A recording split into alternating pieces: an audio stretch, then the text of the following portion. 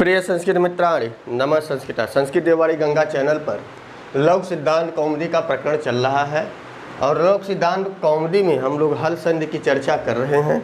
अभी तक हमने 12 सूत्रों तक की चर्चा की और अब उसके आगे हम अगले सूत्रों को जानेंगे, लेकिन उससे पहले थोड़ा सा हम मंगलाचरण पढ़ लें, क्योंकि इससे हमारे ईश्वर की और ग्रंथ की विघ्न समाप्ति अर्थात निर्विघ्न समाप्ति के लिए हम लोग मंगलाचरण पढ़ते हैं। मंगलाचरण 3 प्रकार के होते हैं: आशीर्वादात्मक, नमस्कारात्मक, वस्तु निर्देशात्मक। तो यह जो आपका मंगलाचरण है, प्रथम चरण में आशीर्वादात्मक है कि न त्वां सरस्वतीं देवीं शुद्धां गौण्यां करोम्यहम्, आशीर्वादात्मक है। दूसरा जो दूसरी लाइन दिया है, पाणनीय प्रवेशाय लघु सिद्धांत कौमुदीम, यह जो दूसरी लाइन है यह वस्तु निर्देशात्मक अर्थात बता रहा है कि पाणिनि के ग्रंथों में प्रवेश करने के लिए मैं लघु सिद्धांत कौमुदी में प्रवेश कर रहा हूँ या पढ़ रहा हूँ। अब यहाँ पर कल हमने 3-4 सूत्र पढ़े, अब उसके आगे सूत्र है कि झयो हो अन्यत्रस्याम, झयो हो अन्यत्रस्याम। यह सूत्र बताता है कि झय परस, झय एक प्रत्याहार है जिसके अंतर्गत झभ है, उसके बाद घ ढ धस, घ ढ धस तो स नहीं लिखाएगा, झभ है, घ ढ धस, उसके बाद आपका आ जाएगा ज ब ग ड द, जब ग ड दस, ख फ छ ठ थ च ट त व, तो वह छूट जाएगा, चटत, उसके बाद क प और यह। क्लियर हो गया। तो कहने का तात्पर्य है झय प्रत्याहार के अंतर्गत कौन कौन से वर्ण आएंगे। तो यह क्रम थोड़ा सा उल्टा है। यहाँ देखा जाए कि झय परस माने झय वर्ण के बाद ये झय वर्ण आते हैं। इसको सीधा अगर लिखा जाए सीधे क्रम में तो कौन से वर्ण होंगे, इसको थोड़ा सा मिटा दिया जाए और इस तरह से याद करने में हमें थोड़ी सी समस्या होगी, लेकिन माहेश्वर सूत्र आपको याद होगा तो समस्या नहीं होगी। सीधा सीध कहा जाए प्रत्येक वर्ग के 4 अक्षर आएंगे। 5 वर्ग होते हैं, 5 वर्ग में प्रत्येक वर्ग के 4 अक्षर आएंगे। क ख ग घ आएगा, च वर्ग का च छ ज झ आएगा, ट ठ ड ढ त थ द ध और प वर्ग का प आएगा, फ आएगा, ब आएगा और भ। यही हमारा क्या है, झय प्रत्याहार के अंतर्गत आते हैं। यह जो झय है इसी के अंतर्गत यह प्रत्यय में यही वर्ण आएंगे। अर्थात 5 वर्ग हैं, 4 है तो 5 20 वर्ण क्या है, झय प्रत्याहार के अंतर्गत आएंगे। यह सूत्र कहता है कि झय परस, झय के बाद, या झय पर माने बाद, झय के बाद ह से वा, झय के बाद ह से आए माने ह आए, क्या आ जाए, ह वर्ण आए तो दिया है वा माने विकल्प से पूर्व सवर्ण होगा। क्या हो जाएगा, पूर्व सवर्ण होगा। ध्यान रखना, झय परस्य हस्य वा पूर्व सवर्ण है। झय के बाद यदि हस्य माने ह वर्ण आएगा तो क्या हो जाएगा, विकल्प से पूर्व सवर्ण होगा। सूत्र की वृत्ति समझिए, झय परस्य झय वर्ण के बाद अर्थात सभी वर्गों के प्रथम द्वितीय तृतीय चतुर्थ अक्षर के बाद या वर्ण के बाद क्या आवे, ह वर्ण आवे तो वह कहाँ हो जाएगा, विकल्प से पूर्व सवर्ण होगा। एक पक्ष में होगा और एक पक्ष में नहीं होगा, अर्थात यह वैकल्पिक सूत्र है। आगे लिखा है कि नादस्य घोषस्य नाद का, घोष का, संभारस्य संभार का, महाप्राणस्य महाप्राण का, तादृशो वर्ग चतुर्थ है। अर्थात नाद घोष संभार महाप्राण यह क्या है, वर्ग के चौथे अक्षर हैं। वर्ग के चौथे अक्षर कौन हो गए? पहले, दूसरे, तीसरे, चौथे, अर्थात घ। सभी वर्ग के चौथे अक्षर क्या हैं? वह नाद है, घोष है, संबार है और महाप्राणस है। क्लियर हो गया? तो अब यहाँ देखा जाएगा कि यह जो घ वर्ण है, आपने सूत्र पढ़ा होगा, हस संबारा नादा घोषाश्च। सूत्र पढ़ा है कि हस प्रत्याहार के अंतर्गत आने वाले शब्द क्या हैं? संबार है, नाद है, घोष है। तो हस प्रत्याहार के अंतर्गत क्या आएगा? आप है वर्ण से प्रारंभ करेंगे, जब गढ़ 10 तक जाएंगे तो वहाँ पर क्या हो जाएगा? हस प्रत्याहार, संबार, नाद, घोष। हर्ष, संबारा, नाद, घोषा, ये सूत्र आप जो है संज्ञा प्रकरण या स्वर संधि प्रकरण में पढ़ कर आए हैं। जब आप प्रत्याहार के बाद वर्णों के उच्चारण स्थान को पढ़ रहे थे, उसमें ये चीज़ें बताई गई कि हस, संबारा, नादा, घोषाश्च। हस प्रत्याहार के अंतर्गत, तो हस के अंतर्गत क्या आएगा? हाय वरट आएगा, ट को छोड़ देंगे, उसके बाद लड़ आएगा, यमंगड़नम आएगा, झभय आएगा, घटधस आएगा। तो झभय और घटधस तो यहाँ पर देखा गया झ, भय और घ, ढ, ध यही आ रहे हैं। झभय, घटधस और जबगढ़ दस। तो यह क्या है? संबार है, नाद है, घोष है। क्लियर हो गया? अब यहाँ समस्या फंस गई कि महाप्राण देखा गया। महाप्राण की संख्या क्या है? यह भी तो गुण मिलने चाहिए, लेकिन हमारा वर्ग का तीसरा अक्षर जो है महाप्राण नहीं है। इसीलिए बताएं, वर्ग का चौथा अक्षर क्या है? नाद है, घोष है, संबार है और महाप्राण भी है। कि वर्गाणाम द्वितीय चतुर्थो सलश्च महाप्राणा, कि वर्गों के दूसरे और चौथे अक्षर महाप्राण है। तो ग, झ, ढ, ध और भ देखा गया, यह क्या थे? महाप्राण थे। यहाँ तक क्लियर हो गया? अब आगे आया ह वर्ण क्या है? अब हमने देख लिया इसके चौथे वर्ण क्या है? नाद है। वृत्ति में लिखा है घोष, संबार, महाप्राणस, तादृशो वर्ग चतुर्थ है, अर्थात तादृश मन उसके जैसा। किसके जैसा? हस्य के जैसा। हस्य भी क्या है?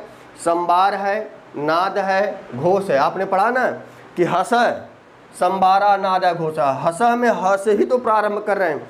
ह भी क्या है? संबार है, नाद है, घोष है। अब महाप्राण की चर्चा होती है तो वर्गाणाम, आपको सूत्र याद होगा, सारे चीज़ें क्लियर हो जाएंगी कि वर्गाणाम द्वितीय चतुर्थो, वर्गों के दूसरे और चौथे अक्षर, और सलश्च, सल एक प्रत्याहार है। सल क्या है? एक प्रत्याहार है।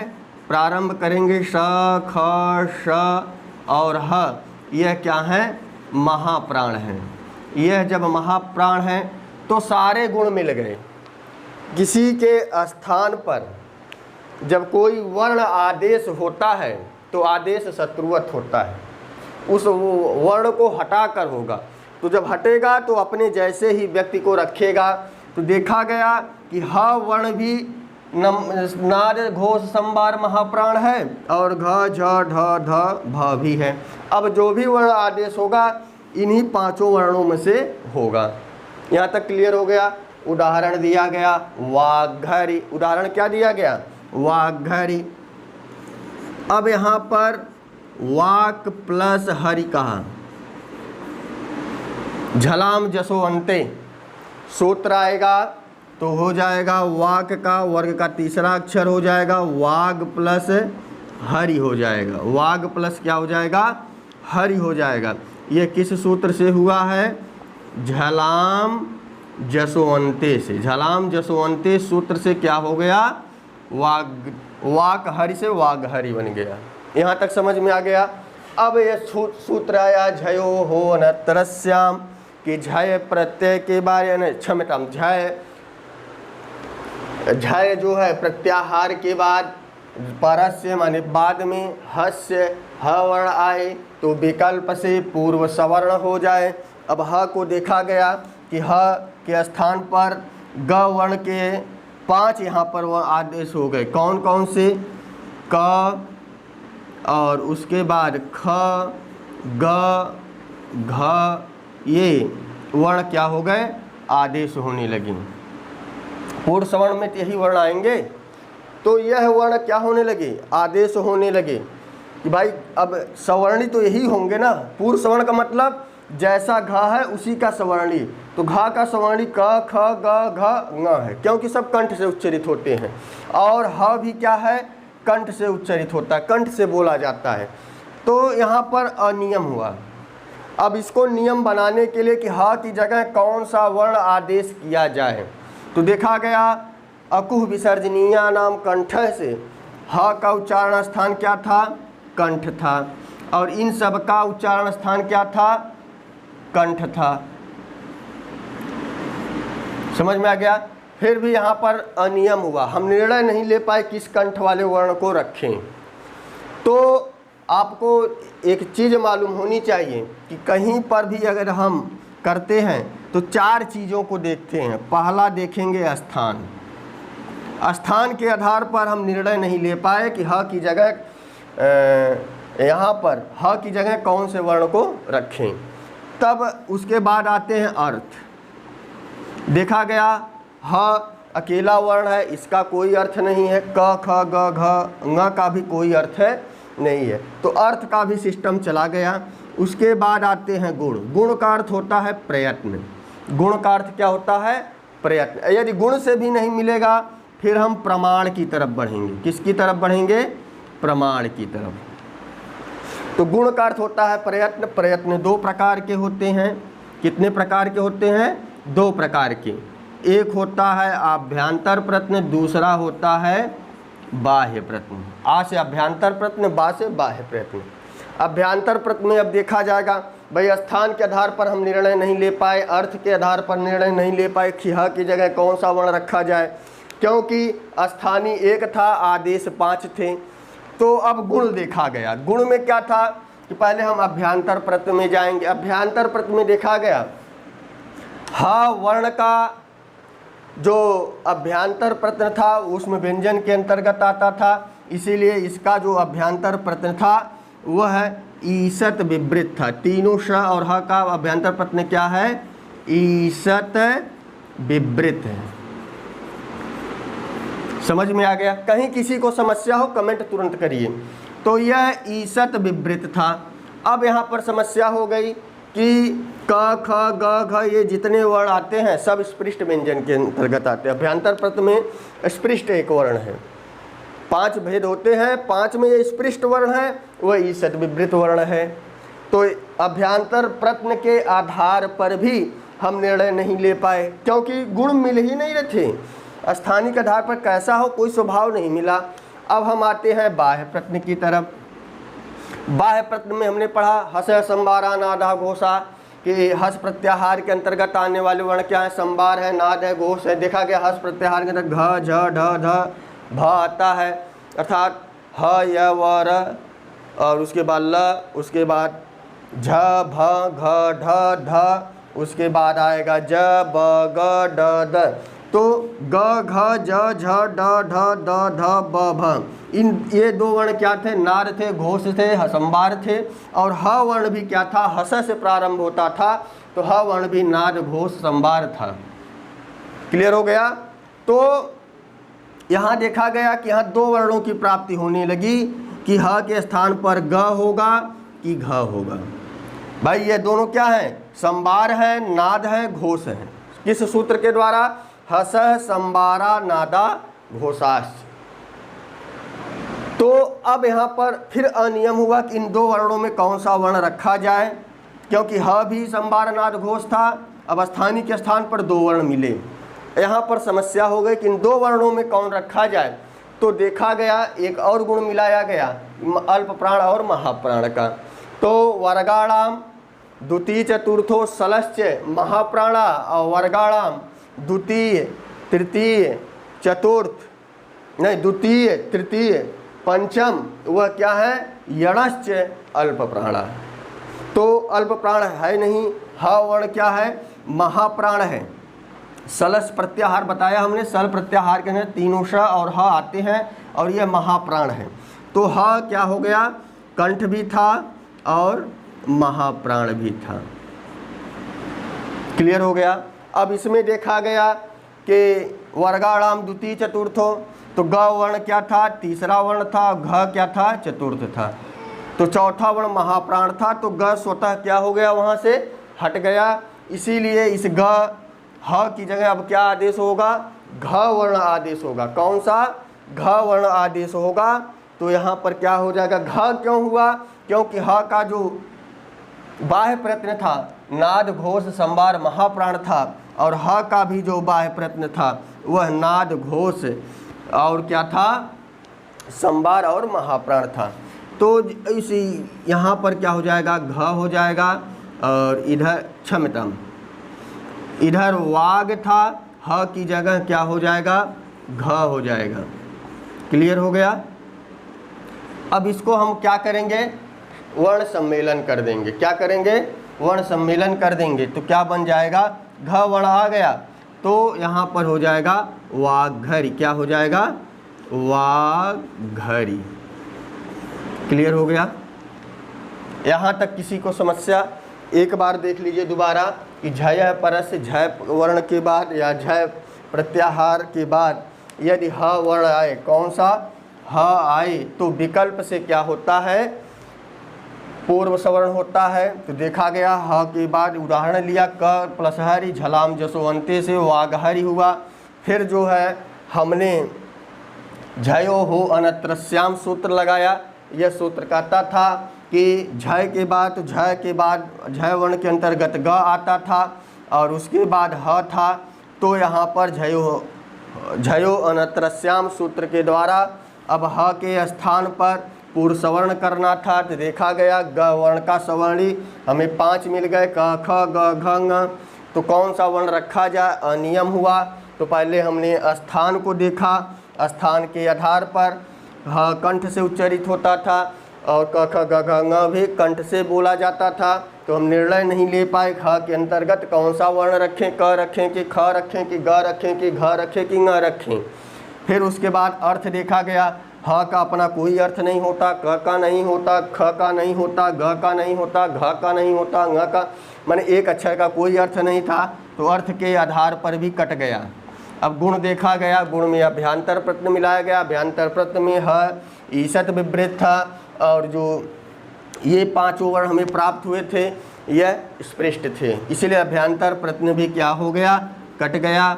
अब उसके बाद बाह्य प्रत्यय की तरफ बढ़े। तो बाह्य प्रत्यय में देखा गया कि ग और घ वर्ण ऐसे मिले, जो यह ग और घ वर्ण ऐसे मिले जो नाद थे, घोष थे, संवार थे।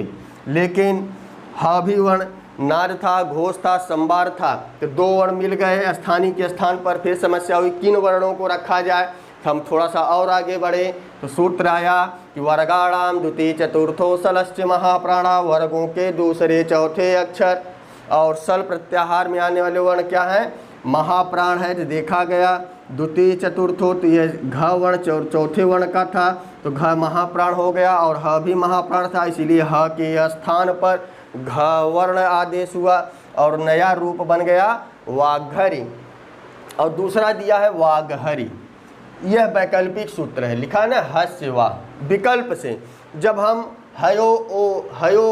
क्षमताम झयो हो अनत्रस्याम सूत्र नहीं लगाएंगे तो क्या बन जाएगा, तो तुरंत यहाँ पर घ का ह नहीं करेंगे, ह की जगह पूर्व सवर्ण नहीं करेंगे, तो सीधे बन जाएगा वाघहरि। यहाँ तक समझ में आ गया, यह सूत्र रहा। अब हम अगले सूत्र की तरफ बढ़ते हैं। अगला सूत्र बताता है, सूत्र है षष्ठोटि। षष्ठोटि सूत्र बहुत छोटा है, लेकिन इसको समझना थोड़ा सा ज़्यादा कठिन नहीं है, थोड़ा सा कठिन है। हाँ, वीडियो पसंद आती हो तो आप लोगों को शेयर करते रहिए, लोगों को जोड़ते रहिए। षष्ठोटि, देखो यह जो वीडियो बनाई जा रही है ये एलटी को रखकर, बड़ी परीक्षाओं को रखकर, नेट के लिए है, और माने जो बड़ी बड़ी परीक्षाएं उनके लिए भी है। हाँ, पीजीटी इंटरव्यू के लिए भी आप इसको देख सकते हैं। षष्ठोटि यह कहता है झय परस्य, फिर आया ऊपर से झय की अनुवृत्ति आ गई, इस झय की अनुवृत्ति आई तो झय है परस्य, माने झय के बाद सस्य स आने पर छ वा विकल्प से छ हो जावे। स्यात माने होवे अटी, इसको जब स्याद अटी दिया है तो स्यात और अटी हो जाएगा। कि झय के बाद सस्य माने सकार आने पर, कौन सा सकार? तालव्य सकार आने पर उस तालव्य सकार को छ आदेश हो जावे विकल्प से। स्यात माने होवे, अटी माने सप्तमी से भी हो रहा है, यह अटी क्या है? सप्तमी से है, इसीलिए यह सप्तमी से होने के कारण बाद में होगा। अटी प्रत्याहार के वर्ण बाद में आने पर, तो यही है, झय के बाद क्या दिया है? सकार आने पर क्या हो जावे? छ हो जावे।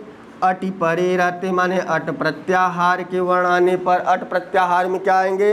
अयुण रिलृक एओंग ऐ औच है वरट, यहाँ तक के वर्ण क्या होंगे?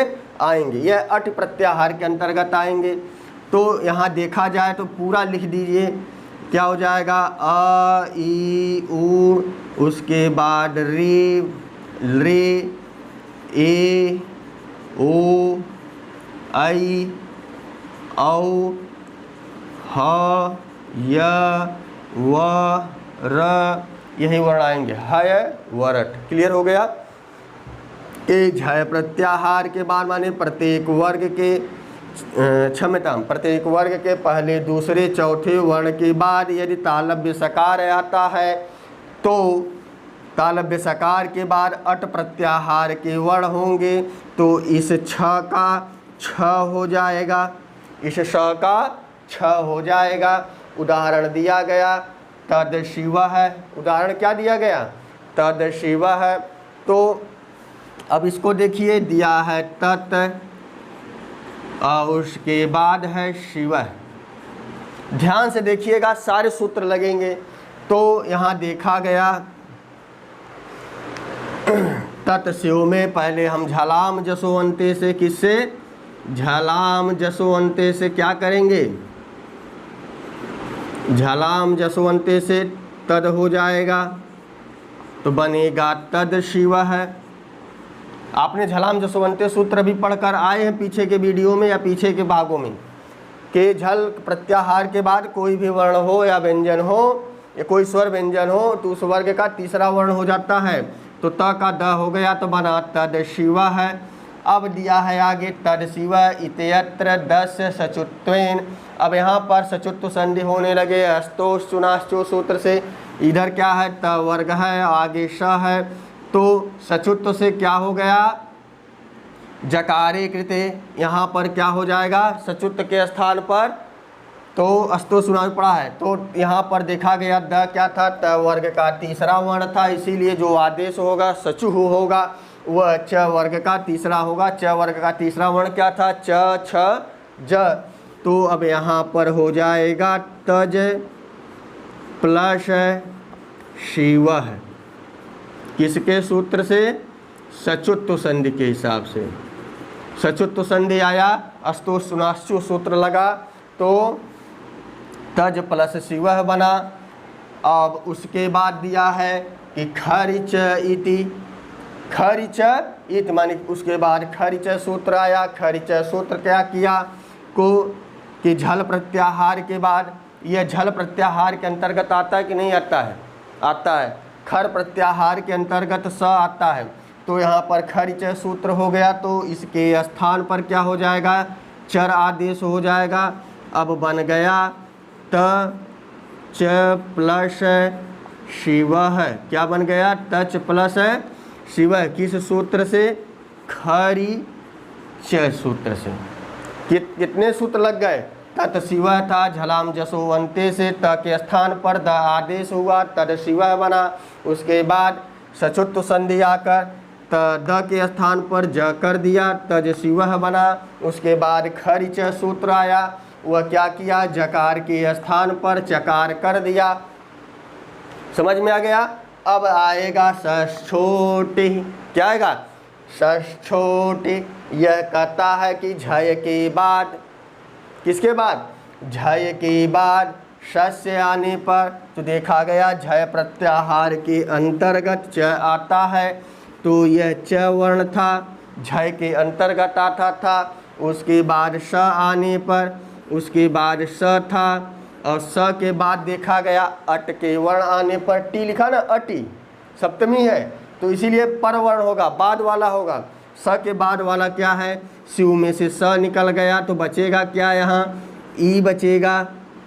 और यह ई वर्ण क्या था, वह अट प्रत्याहार के अंतर्गत आता था। सारे नियम बैठ गए, सारे नियम बैठ गए कि झय है परस्य, अर्थात झय के बाद सस्य अर्थात क्या आ जावे, सकार आने पर क्या हो जावे, छ हो जावे सकार का। कब होवे, अट प्रत्याहार के वर्ण बाद में रहने पर। तो अट प्रत्याहार का वर्ण ई था, देखिए ये अट प्रत्याहार का वर्ण ई था, इसीलिए अब इस छ का क्या हो जाएगा, छ हो जाएगा, इस छ का छ हो जाएगा।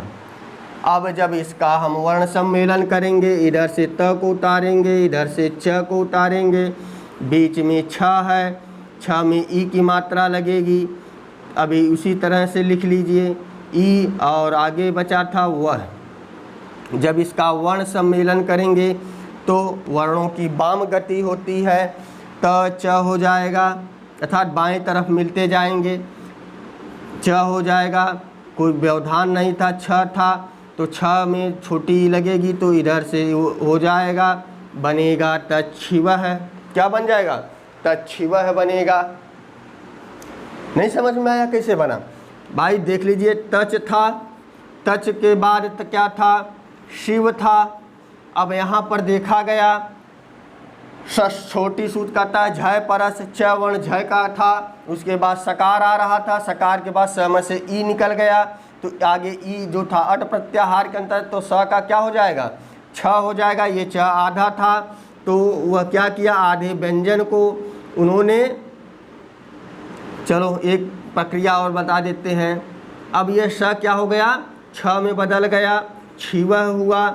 जब इसका वर्ण सम्मेलन करेंगे जो आधे व्यंजन होंगे वह मात्राएं क्या करेंगी, स्वर अपने अंदर खींच लेंगी। तो अब यहाँ पर बन जाएगा तच्छ शिवः। और दूसरी बात यह ध्यान देना, यह वैकल्पिक सूत्र है। कैसा सूत्र है, वैकल्पिक सूत्र है। जब छ आदेश नहीं करेंगे तब क्या बन जाएगा, छ नहीं होगा तब यही रूप बन जाएगा। छ तो हमने इस सूत्र से किया ना, छोटी, लेकिन जब यह नहीं करेंगे, विकल्प का सूत्र है, तब क्या हो जाएगा, मिला देंगे तो बन जाएगा तच्च शिवः। क्या बन जाएगा, तच्च शिवः। यहाँ तक किसी को समस्या नहीं होनी चाहिए। तब उसके बाद कात्यायन महोदय आए, कात्यायन महर्षि आए, उन्होंने कहा, एक वार्तिक लिखा, और वह वार्तिक था कि छत्वम आमि इति वाच्यम, छत्वम आमि इति वाच्यम। उन्होंने कहा छत होवे, लेकिन किन वर्णों में होवे, अम कहा जाए। क्या कहा जाए, अम कहा जाए। तो यहाँ तक समझ में आ गया कि तत् प्लस शिव था, उसके बाद झलाम जसवंती सूत्र आया, तद शिवः हुआ, सचुत्व हुआ, खर्च से फिर तच प्लस शिव हुआ, और उसके बाद देखा गया कि च वर्ण आया तुरंत षष्ठोठी आया, तो वह च झ प्रत्याहार के अंतर्गत आता था। कहता था झ प्रत्याहार के बाद सस्य आए, स वर्ण आने पर और आए, लेकिन एक कंडीशन लगाया कि बाद में अट होना चाहिए, अट प्रत्याहार के वर्ण होना चाहिए। तो शिव में जो ई था वह अट के अंतर्गत आता था, इसीलिए यहाँ पर यह सूत्र लगा और नया शब्द क्या बना, तच्छिवः बना। यह वैकल्पिक सूत्र था, तो इसीलिए जब विकल्प हटेगा तो तच्छिवः बनेगा। यदि करेंगे एक पक्ष में इस सूत्र के द्वारा तच्छिवः बनेगा, नहीं तो तच्छिवः बनेगा। क्लियर हो गया। अब आ जाइए, अगला सूत्र क्या था, उन्होंने एक चीज़ लिखी, एक क्या है, उन्होंने आगे लिखा कि छत्वम आमि, छत्वम आमि इति वाच्यम। छत तो कहाँ होवे, अमि प्रत्याहार के बाद, माने छत तो कब होवे, जब अमि बाद में होवे। तो यहाँ पर देखा गया कि अम एक प्रत्याहार है, वह कहाँ तक जाएगा, है वरट, उसके बाद लड़ आएगा, उसके बाद य म ङ ड़ न। यह क्या है? अम प्रत्याहार के अंतर्गत वर्ण आते हैं, माने ल बढ़ गया और सभी वर्गों के पंचम अक्षर बढ़ गए। तो कात्यायन ने कहा नहीं, अट प्रत्याहार तक के वर्ण नहीं होंगे। बाद में जो आपने अटि कहा है इसको अमि बताइए। यही लिखा है छत्वम अमि इति। आप जो छत्व कर रहे हैं वह अटि तक नहीं होगा। कहाँ तक का होगा? अमि वर्ण के यदि पर में वर्ण आएंगे अमि वर्ण तक, माने ल य म ण न म ये वर्ण बढ़ जाएंगे। तो उन्होंने एक उदाहरण दिया तत् श्लोकेन। क्या है? तत् श्लोकेन। तो उन्होंने बताया सारे नियम इसमें फिर वही चलेंगे। फिर झलाम जसवंते से क्या हो जाएगा? तद होगा, तद श्लोकेन हो जाएगा। किस सूत्र से? झलाम जसवंते से, माने जसत्व लग गया। जब जसत्व हुआ तो तद हो गया। फिर उसके बाद क्या आएगा? द के स्थान पर च आएगा। किस सूत्र के द्वारा? तुरंत आ जाएगा सचुत्व संधि के द्वारा। किसके द्वारा? सचुत्व संधि के द्वारा क्या हो जाएगा? तच हो जाएगा। होगा कि नहीं होगा? जब तच हो जाएगा, क्षमता तच नहीं होगा, तज होगा। क्या हो जाएगा? तज, माने वर्ग का तीसरा अक्षर होता है तो तज श्लोकेन हो जाएगा। अब आएगा खरिच सूत्र। कौन सा सूत्र आएगा? खरिच सूत्र आएगा। तो यहाँ पर क्या हो जाएगा? तच प्लस श्लोकेन हो जाएगा। तच प्लस श्लोकेन। किस सूत्र के द्वारा? खरिच सूत्र से। अब नियम बैठ गए। अब नियम क्या हो गए? बैठ गए। अब कहता है इस वार्तिक के द्वारा कि आपको कहाँ तक के वर्ण लेने चाहिए। तो उन्होंने बताया कि अम तक के वर्ण लेने चाहिए। तो झ के अंतर्गत च आता था। क्लियर हो गया। उसके बाद श था। इस स के बाद बोला अट प्रत्यय। यदि अट लिखते पाणिनि महोदय, यदि अट के हिसाब से चलते तो यहाँ पर छ नहीं होता। यहाँ पर छ नहीं होता क्योंकि र तक ही वर्ण थे, ल वर्ण था नहीं। और श के बाद क्या था? ल वर्ण था। स के बाद क्या था? ल वर्ण था।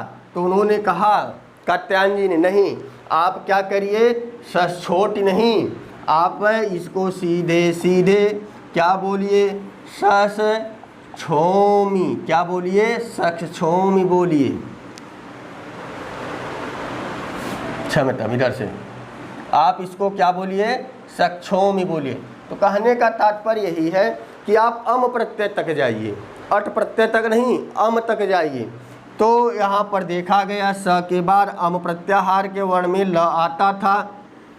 तो यहाँ पर सारे संधि के कार्य लग गए, सारे नियम बैठ गए इस वार्तिक के द्वारा। तब यहाँ च की जगह पर क्या हो जाएगा? छ हो जाएगा। तो क्या बनेगा? यही तो हुआ।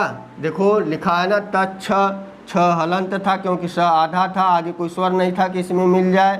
तो इधर बन जाएगा लोकेन। कहीं गलत रूप ना बन जाए, कहीं गलत शब्द ना बन जाए, इसीलिए उन्होंने इस वार्तिक की रचना की कि तत् श्लोकेन की जगह में भी हमें छ की आवश्यकता थी। तच्छ्लोकेन क्या बन गया? तच्छ्लोकेन। क्लियर हो गया। सिद्धि प्रक्रिया क्या है? तत् श्लोकेन था। उसके बाद झलाम जसवंते सूत्र से तद श्लोकेन हुआ। अस्तो सुनाश्चो सूत्र से नियम लग रहे थे तो तज श्लोकेन हुआ। तुरंत फिर खरिच के सूत्र लगने लगे तो तच श्लोकेन हुआ। फिर उसके बाद तुरंत सछोट लगने लगा। लेकिन यह सूत्र अट तक करता था। तो उन्होंने कात्यायन महोदय ने कहा कि आप इससे कहीं गलत शब्दों की सिद्धि ना हो जाए, गलत शब्द निर्माण ना हो जाए, इसीलिए आप छत्वम अम इति वाच्यम अम तक बताइए, अट नहीं, अट की जगह अम तक ले जाइए। तो अम तक ले गए तब जाकर यह रूप बना तच्छ्लोकेन। क्लियर हो गया। तो यह आज की कुछ सूत्र थे, इसकी व्याख्या थी। हाँ, यह चीज़ें आप अगर नोट करना चाहते हैं कर लें, क्योंकि यह केवल एलटी के पर्पस से पढ़ाया जा रहा है, क्योंकि ये बहुत डीपली है। बिना एक बार दो बार चार बार देखे आपको समझ में नहीं आएगा। हाँ, जो पहली बार पढ़ रहे हैं उनको थोड़ी सी समस्या होगी, लेकिन धीरे धीरे वो समझ जाएंगे। कि झयो हो अनंतरस्याम सूत्र कहता है झय परस्य हस्य व पुरुष वर्ण है, झय प्रत्याहार के बाद ह वर्ण आए या झय प्रत्याहार के बाद ह आने पर विकल्प से पुरुष वर्ण हो जाएगा। विकल्प से क्या हो जाएगा? पुरुष वर्ण हो जाएगा। तो आगे लिखा नादस्य घोषस्य संभारस्य महाप्राण तादृशो वर्ग चतुर्थ, जैसा ह का जो है नाद घोष संभार महाप्राण है तो ह का उसी तरह वर्ग के चतुरक्षरों का भी जो बाह्य प्रत्यय है, नाद है, घोष है, संभार है, महाप्राण है, इसीलिए ह की जगह घ आदेश हुआ। ये वृत्ति में ही लिख दिया गया। अगला सूत्र आया वैकल्पिक था, जब घ नहीं होगा तो ह आदेश हो जाएगा। फिर षष्ठोटी सूत्र आया झय परस्य झय प्रत्याहार के बाद तालव्य सकार आने पर उस सकार का छ हो जावे। कब होवे? विकल्प से होवे। स्यात् माने होवे, अट माने अट प्रत्याहार के वर्ण पर में रहने पर, बाद में रहने पर। तो इससे तत्शिव की सिद्धि प्रक्रिया बताए कि तत्शिव में पहले झलाम जसोवंते से जसत्व हुआ, फिर तत्शिव बना, तत्शिव से जो जसत्व संधि से हुआ, उसके बाद क्या हुआ कि दिया है तुरंत द के स्थान पर जकार हो गया। कैसे हो गया?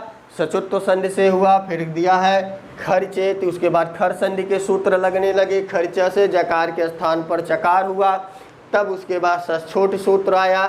इन्होंने क्या किया? स के स्थान पर, क्योंकि स के बाद जो था ई था, स के बाद ई था। जब इसको हम अलग अलग करेंगे त है, उसके बाद च है, च के बाद श है, स के बाद ई है, ई के बाद ई है, ई के बाद वह है, वह के बाद क्या है? अह है। सीधे अब देख लो, च था, च झय प्रत्याहार के अंतर्गत आता था, सकारस्य सस्य हो गया। उसके बाद ई जो है अट प्रत्याहार के अंतर्गत आता था, इसीलिए यहाँ पर ससोट सूत्र लगा और तब जाकर स को छ तच्छिव बना। वैकल्पिक था, जब छ आदेश नहीं होगा विकल्प से था। आप कर भी सकते हैं, नहीं कर सकते, तस्सिवह बनेगा। तो कात्यायन को कुछ कमियां दिखी, उन्होंने कहा नहीं अट तक नहीं जाना, हमें अम तक के वर्णों को लेना चाहिए। तो छत्वमिति अर्थात छत्वम अम इति वाच्यम, अम तक के वर्णों को लेना चाहिए। अम के अंतर्गत 1 2 3 4 5 6 वर्ण बढ़ गए। तो इसकी सिद्धि प्रक्रिया उन्होंने एक उदाहरण दिया कि जैसे तद श्लोकेन है, तत् श्लोकेन है, तो इसकी सिद्धि प्रक्रिया कहीं गलत ना हो जाए, कहीं गलत शब्द ना बन जाए, इसीलिए उन्होंने कहा कि षष्ठोट को सक्षोमी पढ़ना चाहिए या इसको आप सक्षोमी बताइए, नहीं तो कुछ शब्द क्या हो जाएंगे? छूट जाएंगे। तो यह इसका कंक्लूजन रहा। हम आगे इसके फिर सूत्रों की चर्चा करेंगे। वीडियो कैसी लगी कमेंट बॉक्स में अवश्य बताइए। लोगों को शेयर कीजिए अपने फेसबुक पर, व्हाट्सएप ग्रुप पर, अपने टेलीग्राम चैनल पर। तो बस आज के लिए इतना ही। नमः संस्कृताय, शुभ संध्या, शुभ रात्रि।